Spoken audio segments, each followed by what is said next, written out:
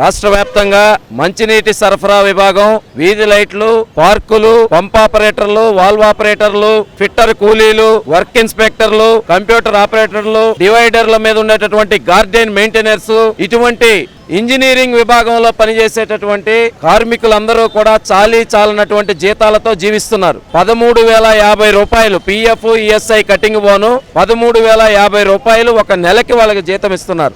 ఈ పెరిగిన ధరలలో, ఈ పెరిగినటువంటి నిత్యావసర సరుకుల ధరలు, ఇంటి అద్దెలు, కరెంటు బిల్లులు, బిడ్డల చదువులు, వైద్యం, వీటన్నిటికీ కూడా కుటుంబ అవసరాలు తీరక తీవ్రమైన ఇబ్బందులు పడుతున్నారు. మరొక దారుణమైన విషయం ఏంటంటే, ఈ 13,050 రూపాయలు తీసుకునేటటువంటి ఈ అవుట్సోర్సింగ్ కార్మికుల్ని సచివాలయంలో గవర్నమెంట్ ఉద్యోగి అని మెన్షన్ చేస్తున్నారు. దీనివల్ల వీళ్ళకి రేషన్ కార్డులు, స్కాలర్షిప్లు, లేకపోతే ఆరోగ్యశ్రీ లాంటి ఏ రకమైన ప్రభుత్వ సంక్షేమ పథకాలు అమలు కావడం లేదు. మా సమస్యలు పరిష్కరించండి అని చెప్పి మొరపెట్టుకుంటే దిక్కులేని పరిస్థితుల్లో 3 రోజుల నుంచి విధులు బహిష్కరించి రాష్ట్ర వ్యాప్తంగా ఆందోళన చేస్తున్నారు.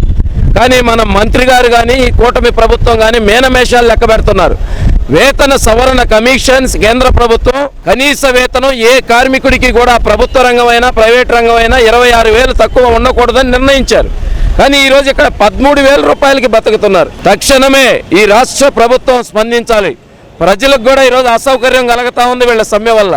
మంచినీళ్లు లేక అనేక స్లమ్స్లో, ఏరియాల్లో ప్రజలు ఇబ్బందులు ఎదుర్కొంటా ఉన్నారు. అయినా ప్రభుత్వం పట్టించుకోవడం లేదు. ఇది సరికాదు. తక్షణమే వీళ్లతో చర్చలు జరపాలి, ఈ సమ్మెను పరిష్కరించాలి. ప్రజలకు కలుగుతున్నటువంటి అసౌకర్యానికి ఈ ప్రభుత్వమే పూర్తి బాధ్యత వహించాలి. ఈ బానిస బతుకుల నుంచి కార్మికులను విముక్తి చేసి ఈ సమస్య పరిష్కరించాలని సిఐటిగా మేము డిమాండ్ చేస్తున్నాం. రాష్ట్ర వ్యాప్తంగా గత 3 రోజుల నుంచి మున్సిపల్ ఇంజనీరింగ్ కార్మికుల సమ్మెలో ఉన్నారు. వీరి యొక్క ప్రధానమైనటువంటి డిమాండ్స్ కనీస వేతనం పెంచాలని చెప్పేసి గత 10 నెలల నుంచి ఈ రాష్ట్ర ప్రభుత్వానికి అనేక మార్లు విన్నవించుకున్నాం. ఈరోజు అకస్మాత్తుగా మేము సమ్మెలోకి రాలా.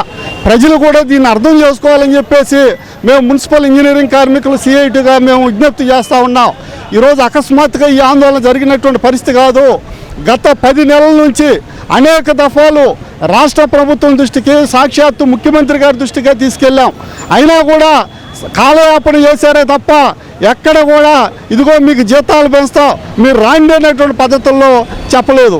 ఇప్పుడు 3 రోజుల నుంచి సమ్మె చేస్తున్నా సరే మంత్రి నారాయణ గారు నెల్లూరు వీధుల్లో తిరుగుతూ ఉన్నాడు. వీఆర్సీ చుట్టూరు ఇక్కడ అభివృద్ధి పనులు అని చెప్పేసి ఈడ మున్సిపల్ ఇంజనీరింగ్ కార్మికులు వాళ్ళ గోడు పట్టడం లేదా అని చెప్పేసి మేము సిఐటిగా అడుగుతా ఉన్నాం. ఇంజనీరింగ్ కార్మికులు 13,000 రూపాయలతో బతకడం అనేది సాధ్యం కాదు.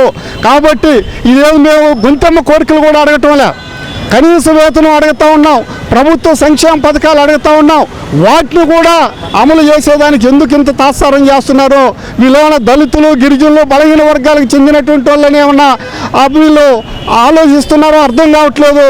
కాబట్టి ఇప్పటికైనా సరే తక్షణం రాష్ట్ర ప్రభుత్వం స్పందించి ఇంజనీరింగ్ కార్మికులకు జీతాలు పెంచే విధంగా చర్యలు తీసుకోవాలని చెప్పేసి మేము డిమాండ్ చేస్తూ ఉన్నాం.